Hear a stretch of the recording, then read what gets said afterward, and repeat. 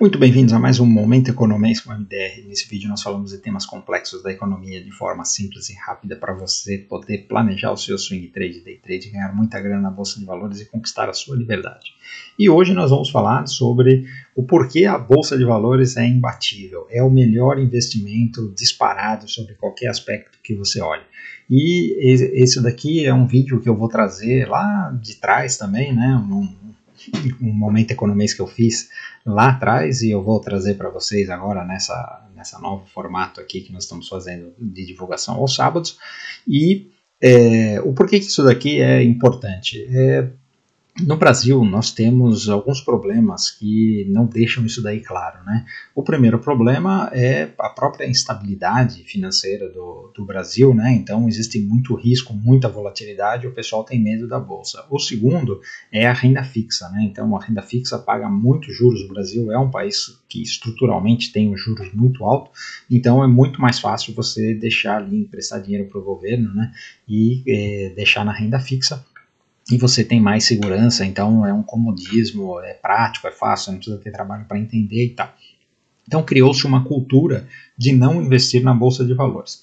E além disso, o desempenho da Bolsa de Valores brasileira também não é tudo isso, né? Nós temos grandes períodos aí de recessão e de ficar de lado e tudo mais, então historicamente o pessoal também fica com o pé atrás com relação à Bolsa de Valores brasileira.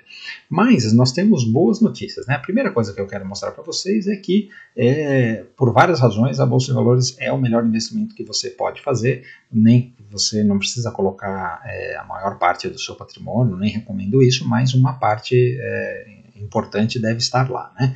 A segunda boa notícia é que você, hoje em dia, é muito fácil você investir no mercado internacional, que é onde realmente estão as grandes oportunidades, porque você vai proteger o seu capital em termos sobre a ótica de país, né? Então você não vai estar totalmente exposto ao Brasil, você vai estar exposto a um outro país, de preferência os Estados Unidos. Você vai estar exposto a uma outra moeda, que você vai sair do real e vai de preferência para o dólar, que eu recomendo, e você vai estar exposto às melhores empresas, as empresas que mais se desenvolvem no planeta, né? Se você for para os Estados Unidos, né? Que é a recomendação. Então, e hoje é muito fácil você fazer isso, você consegue abrir assim em 5 minutos uma conta internacional e operar, seja numa conta de um banco americano, né, uma corretora americana ou uma corretora brasileira que tem conexão lá. Existem várias opções, eu não estou aqui para fazer propaganda, né, mas é muito fácil. E eu lembro quando eu comecei a investir há 30 anos atrás, eu lembro até hoje, estou fazendo 54 semana que vem, eu comecei a investir com 24 anos de idade. E era tudo muito difícil, né? Então, assim, quando eu fui comprar ações da Petrobras do fundo de garantia, né? Eu tive que perder um dia lá na Caixa Econômica, levar um monte de documento e não sei o que, foi uma coisa extremamente trabalhosa, né?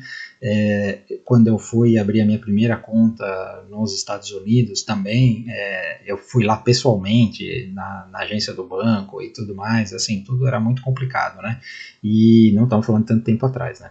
30 anos é uma vida, né? Mas hoje em dia tudo é muito fácil, então vale muito a pena você dedicar um tempo para entender isso e realmente começar a investir principalmente no mercado americano, tá? A Bolsa Brasileira também, mas essa mensagem aqui hoje vai nessa direção, tá bom? Então, se você está chegando agora e ainda não me conhece, meu nome é Maurício de Roberto, mais conhecido como MDR. Se você curte o conteúdo, já deixa o seu like, se inscreve no canal, se inscreve lá também no Instagram, @mfmodé, onde tem live todo dia às 8h15 da manhã, especialmente nessa semana, no dia 1 de novembro, na sexta-feira, nós vamos ter uma aula ao vivo para quem não é aluno, né? Então, aberto no Zoom. Se você quer participar, manda uma DM para ele lá no Instagram com o código 0111, vale muito a pena, tá bom? Então vamos ver aí este vídeo. Agora eu quero aproveitar e entrar nessa análise macro aqui do investimento de longo prazo em ações. Então esse Jeremy Siegel, ele fez esse estudo aqui desde o ano 1800 até hoje, como é que foi a performance de cada classe de ativo. E eu quero mostrar isso daqui para vocês e uma outra análise que eu fiz em cima dessa análise dele, né? Então, eu vou mudar aqui a tela porque eu vou precisar colocar o meu óculos e dar mais destaque para o gráfico, que é para vocês verem melhor o que tem nesse gráfico aqui.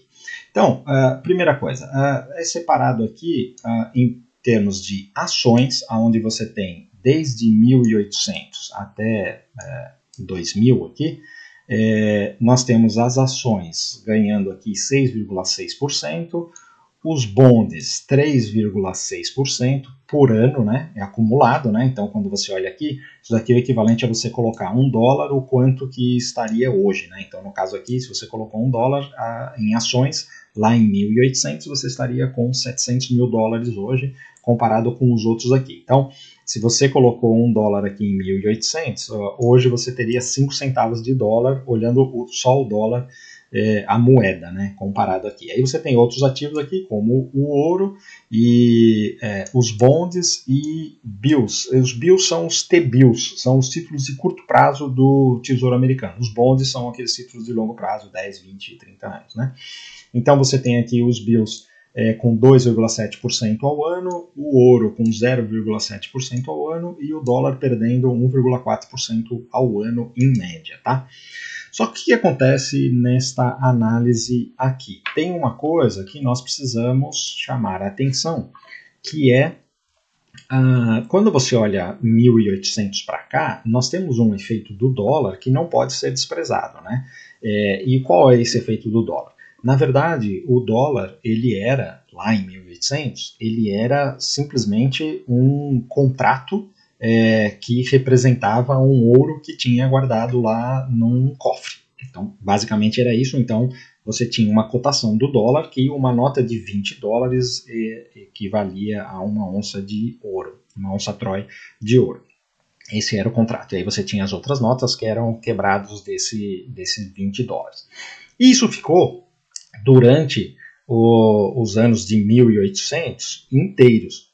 E aí você teve, inclusive, um período deflacionário nessa época. Por quê? Você pode ver aqui que, inclusive, essa linha do dólar, você partindo aqui do zero, você tem até alguma valorização. Não muita coisa aqui, mas esse gráfico está em escala logarítmica, então por isso que aparece pequeno aqui, mas você tem aqui alguma coisa que chegou, sei lá, a valorizar de $1 para $5, $3, não sei exatamente quanto, porque não tem escala aqui. E por que teve esse período deflacionário lá nos anos 1800 nos Estados Unidos? Porque você teve ganho de produtividade e você tinha a moeda travada no valor do ouro, que é um bem escasso. É completamente diferente da situação que a gente tem hoje, que o governo pode imprimir moeda. Naquela época não podia. Naquela época você tinha que ter o ouro guardado para ter a nota de moeda. Tá? Inclusive já mostrei aqui, a nota de dólar era escrito na nota, essa nota você pode trocar por ouro a qualquer momento, blá blá blá. E aí, o que aconteceu? No início dos anos 1900, foi criado o Banco Central, e aí nós tivemos, em 1913, e aí nós tivemos a crise e aí dizem, aí é história, né? É bem interessante essa história, mas não vou gastar tempo com isso daqui aqui, mas dizem que depois da criação do Banco Central é que as coisas começaram a mudar a dinâmica da moeda, né?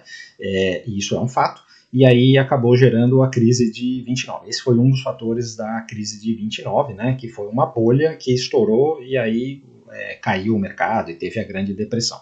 E aí, para lidar com a Grande Depressão, em 1933, 34, houve uma lei que foi colocada nos Estados Unidos onde foi proibido ter ouro. Então todo cidadão tinha que devolver o ouro, né? E aí aquela cotação de $20, e assim que todo mundo devolveu, e era proibido você ter ouro, só o governo podia ter ouro, eles baixaram uma outra lei mudando a cotação do dólar de $20 para $35 a onça do ouro. E aí ficou estável nesses $35 a cotação de uma onça Troy de ouro até 1971. E aí em 1971 teve um outro gato lá que foi, eu até já mostrei aqui para quem é mais antigo do canal, eu mostrei um site aqui que tem o What the Fuck Happened in 1971, é um site sensacional onde ele mostra todos os gráficos do que aconteceu depois de 1971, antes e depois de 1971, quando teve essa mudança, que foi a hora que a moeda virou fiduciário, o dólar virou fiduciário e deixou de ser essa cotação em ouro, né? E hoje o dólar não, as moedas em geral, elas não têm lastro e são simplesmente, você acredita que o governo vai fazer aquele negócio valer e vai honrar aquela moeda, e é por isso que a moeda desvaloriza, porque os governos imprimem moeda e assim por diante. Bom, e gera inflação e tal. Então você vê aqui essa desvalorização do dólar. Então, a partir de 1971, essa dinâmica mudou. Então você teve duas mudanças, né? Lá em 1934, quando a cotação do dólar passou de a cotação do ouro passou de 20 dólares para 35 dólares, foi uma maxi desvalorização do dólar em relação ao ouro, e depois em 71 que deixou de ser lastreado em ouro e foda-se, e aí segue a vida. E é aí que eu quero mostrar para vocês essa outra análise que eu fiz aqui, e aí vamos voltar aqui para a tela grande, aonde eu faço essa comparação do que aconteceu aqui fazendo uma linha de corte em 1971. Então, a partir de 1971, você vê que essa dinâmica aqui do ouro e do dólar, ela muda, né? Então, você tem aqui, já tinha começado aqui uma desvalorização do dólar durante a Segunda Guerra Mundial, depois da Segunda Guerra Mundial, né? Mas aí, depois de 1971, quando acabou o lastro, a desvalorização se acentuou. E o ouro foi liberado. Então, o ouro aqui, quando ele estava cotado em 1971 a 35 dólares, e aqui nessa escala aqui, lembrando que essa escala aqui ela é sempre em referência ao dólar, porque tudo aqui é cotado em dólar. Então, quando você tem uma desvalorização do dólar, esse 35 dólares vai valendo menos em relação a quando você começou aqui em 1800. Então, esse é um problema aqui desse gráfico. Mas partindo de 35 dólares aqui o ouro, você teve todo esse movimento aqui na década de 70 por causa da inflação alta lá nos Estados Unidos, né? Então foi uma grande desvalorização do dólar, e aí depois o ouro deu uma queda aqui, e agora ele está novamente no topo histórico. Então, se você pegar de 71 para cá, essa cotação do ouro, eu fui lá, peguei uma planilha e fui fazer a conta, né, de cada um desses ativos, o quanto que foi a valorização. O ouro valorizou 5.400% desde 1971 para cá, enquanto o dólar se desvalorizou 13% em relação ao ponto de partida de 71, tá? Se você pegar o ponto de partida do dólar de lá de trás, né, quando ele era cotado a 20 dólares uma onça Troy de ouro, a desvalorização é muito maior, tá? É mais ou menos 85%. Mas pegando aqui de 71, então o que você tem aqui? Os T-bills, eles valorizaram em torno de 240%, os bonds desvalorizaram em torno de 350%, e as ações valorizaram 4.800%. Então, seja olhando de 1.800 para cá, ou seja olhando de 1970 para cá, que é a realidade que nós temos agora, nesses últimos 50 anos da moeda fiduciária, você tem as ações detonando, né? 4.800%. Aí você fala assim, porra, mas o ouro valorizou mais, o ouro valorizou 5.400%, e inclusive ele está aqui prestes a romper um topo dos 2.000 dólares e fazer um pivô de alta, e esse negócio aí pode ir para 3.500, 4.000 dólares, essa é a projeção da análise técnica, né? E aí você fala, então o ouro, dá de 10 aqui nas ações, né? Mas não, não necessariamente, tá? Por quê? Porque as ações pagam dividendos. E se você pegar os dividendos e reinvestir, você vai ter uma performance muito melhor das ações do que você tenha do ouro, porque o ouro é um ativo estático que não paga dividendos. Então tem aquela história do carry trade. O que é o carry trade? É o custo do capital de você ter ele parado lá, e que se você tivesse o mesmo capital investido em outra coisa, como por exemplo ações ou títulos do tesouro, ele estaria te dando um rendimento. Então você tem que descontar isso desses 5.400%. Então, vamos ver agora o próximo gráfico, que é esse daqui, colocando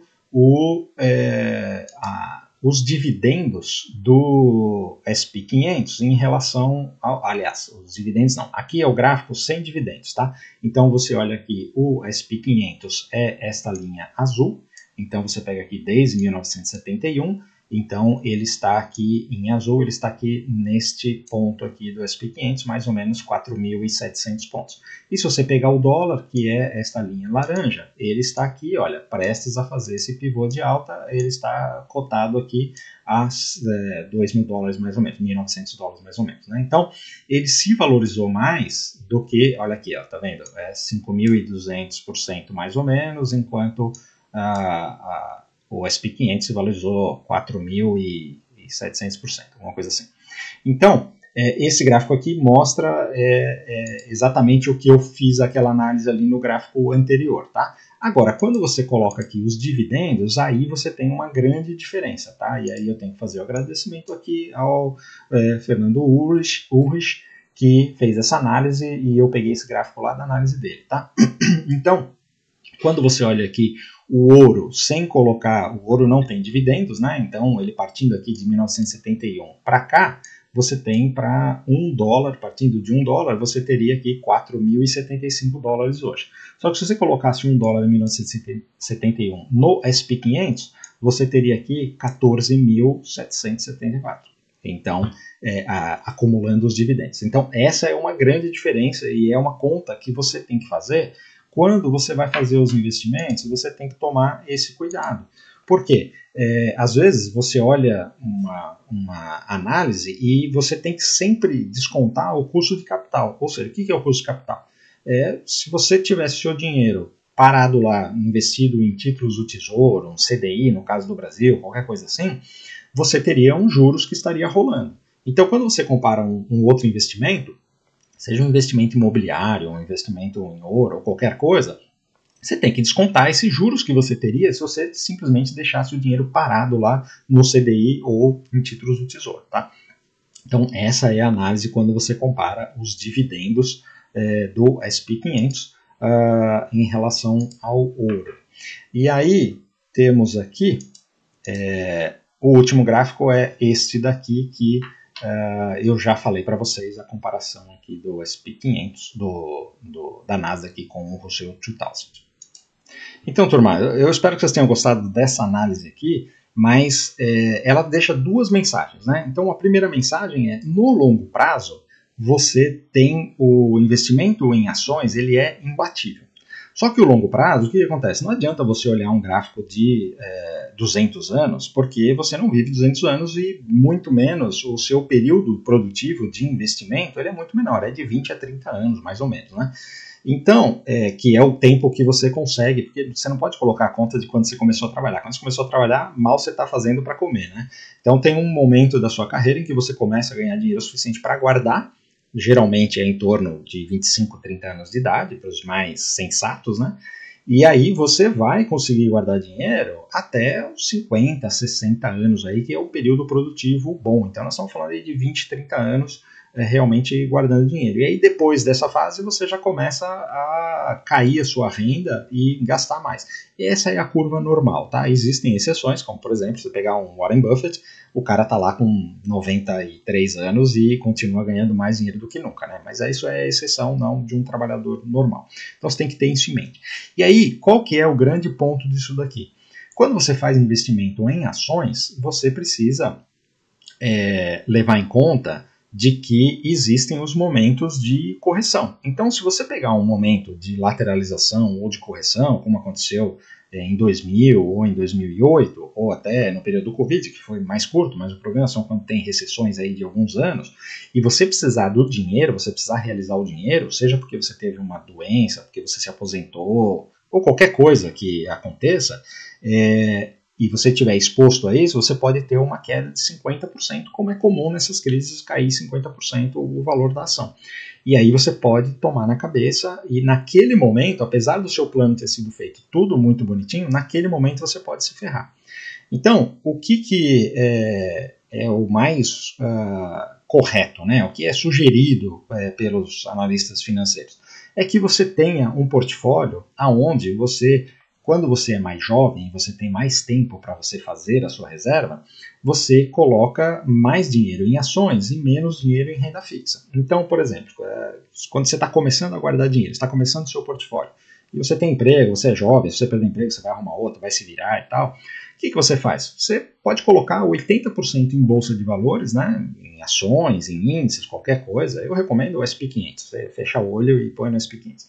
E 20% em renda fixa. E aí, essa conta, o ideal seria que você tenha pelo menos 6 meses do seu gasto, né? Ou seja, se você perder um emprego, em 6 meses provavelmente você arrume um emprego. Conforme o tempo vai passando, você vai aumentando para um ano, tá? Porque quanto mais velho você fica, mais difícil é de arrumar um novo emprego, então você aumenta isso daí para um ano. Então, se você gasta 5 mil reais por mês, você precisa ter, no caso de 6 meses, você precisa ter aí 30 pau em renda fixa. E o resto você pode ir colocando tudo em renda variável quando você é jovem, né? Depois, conforme você vai aumentando, o ideal é você deixar um ano, então você vai deixar 60 pau, né? Em renda fixa e o resto você vai colocando em renda variável. Só que aí, conforme o tempo vai passando, você vai ajustando esse portfólio. Então, quando você tiver com uns 40 anos, já é bom você estar com 60-40, né? Então, 40 em renda fixa, 60 em renda variável. Quando você tem 50, já é bom você estar com 60% em renda fixa e 40% em renda variável. Lembrando que como o dinheiro vai aumentar com o tempo, você vai receber, seja com juros em renda variável, vai dar um bom valor absoluto, tá? E aí você vai mudando isso daí, não que você tenha que sair da renda variável quando você chegar a uma certa idade, mas quando você tiver com 60 anos, você já tem que estar com um portfólio inverso daquele que você tinha quando você tinha 20 e poucos anos. Então, seria 80% em renda fixa e 20% em renda variável, tá? Esse é um balanceamento que é bem recomendável. E aí, quando você faz esse balanceamento, o que vai acontecer ao longo do tempo? Você vai, conforme você tenha umas distorções, como por exemplo a Nasdaq subiu pra caramba, e você pode fazer o seu balanceamento, os mais disciplinados, você pode fazer um balanceamento mensal, você pode fazer um balanceamento trimestral, semestral ou no máximo anual. Então você vai pegar, parar e falar assim, putz, esse ano a Nasdaq bombou, a Nasdaq deu 50% de gain. E aí vai desbalancear o seu portfólio. Então, se você tem um portfólio lá 40-60, 40 renda fixa, 60 em renda variável, quando chegar no final do ano, se você for fazer esse balanceamento, ele vai estar, como a Nasdaq, o SP500 subiu muito, você vai estar com tipo 70-30. Aí o que você faz? Você vende 10% das suas ações e compra 10% do seu portfólio em renda fixa. E você rebalanceia. E ao mesmo tempo, quando acontecer, por exemplo, uma crise, um Covid, as ações vão baixar muito, e aí o seu portfólio vai desbalancear novamente. Então, vamos falar que é 40-60, né? Então, o que vai acontecer? Como as ações baixaram muito, na verdade você vai inverter isso daí. O seu renda fixa vai passar a ser 60% do seu portfólio e o renda variável 40%. E o que você faz? Para rebalancear isso, você tira dinheiro da renda fixa e vai comprar renda variável. E você vai comprar renda variável na baixa. Aí isso daí vai valorizar. Então, se você for fazendo isso daí, mensalmente, trimestralmente ou anualmente, invariavelmente você vai acabar comprando mais na baixa e vendendo mais na alta, tá? Para fazer o rebalanceamento. Então, esse é o jeito inteligente de você construir um portfólio de longo prazo para uma aposentadoria tranquila e segura, tá? Essa é a mensagem do vídeo de hoje. Agora, turma, como vocês viram aí, tudo isso daí que eu mostrei, espero que eu tenha conseguido convencer vocês de que realmente vale a pena abrir uma conta aí no exterior e começar a investir na Bolsa de Valores americana, em empresas americanas, né, diversificar o seu portfólio e espero que tenha conseguido agregar esse valor para vocês, tá bom? Então, se você ficou até aqui e curtiu o conteúdo, por favor, antes de ir embora, deixe seu like. Se ainda não é inscrito, considere se inscrever no canal. Se inscreve lá também no Instagram, @mfmodelno, tem live todo dia às 8h15 da manhã. Manda aquela mensagem se você quiser participar da aula ao vivo na sexta-feira, dia 1 de novembro, né? Então, manda mensagem pro Model lá no Instagram dele com o código 0111, que é a data da aula, tá bom? Valeu, um abraço.